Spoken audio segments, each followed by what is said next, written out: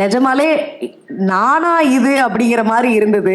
ஏன்னா நான் மதுரைக்கார பொண்ணு தான் நான். ஆனால் ரொம்ப இந்த மாடர்னாக கொஞ்சம் லைட்டாக ட்ரெஸ்ஸஸ்லாம் எக்ஸ்ப்ளோர் பண்ணுவேன். சார் வந்து அந்த ப்ராப்பர் எந்த ஒரு மேக்கப்புமே கிடையாது. கம்ப்ளீட்லி மஞ்சள்லாம் போட்டுட்டு அப்படியே எந்த மேக்கப்பும் இல்லாமல் சடெல்லாம் பின்னி எனக்கு அந்த லுக் ரொம்ப பிடிச்சிருந்தது. ஸோ அந்த என்ன சொல்கிறது, அந்த அந்த ஊர் லுக்கு தான் எனக்கான லுக்கு போல இருக்கு அப்படின்ட்டு நான் ரொம்ப ஐ ஓன் தட் லுக் அப்படின்னு நான் நினைக்கிறேன். ஏன்னா எனக்கு அது ரொம்ப பிடிச்சிருந்தது.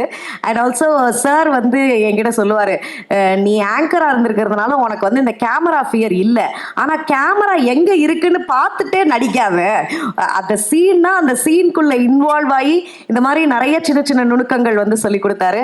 அண்ட் அதை விட ரொம்ப முக்கியம் வந்து என்னன்னா, அந்த ஒரு வாரம் ஷூட்டிங் டைம் அப்போ வந்து உசிலம்பட்டியில் சார் வந்து ஒரு மலை அடிவாரத்துக்கு கீழே வந்து ஒரு எடிட் சூட் வந்து இருக்கும்.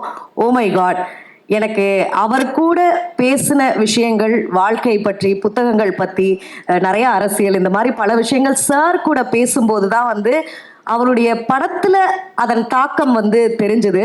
அந்த அளவுக்கு மண், அந்த அந்த அந்த மண் மற்றும் எளிய மக்களுடைய வாழ்க்கை எல்லாத்தையுமே சார் அப்படியே பேசும்போதே அப்படியே கேஷுவலா வாழ்க்கை தத்துவங்களை சொல்லிட்டு போயிடுவாரு. ஐ வாஸ் லைக், சார் என்ன சார் அப்படின்ட்டு இருக்கோம். ஸோ என்றைக்குமே வாழ்க்கையில் நான் மறக்க முடியாத நாட்கள் வந்து அந்த ஒரு வாரம் ஷூட்டிங் சார் ட்ராவல் பண்ணது.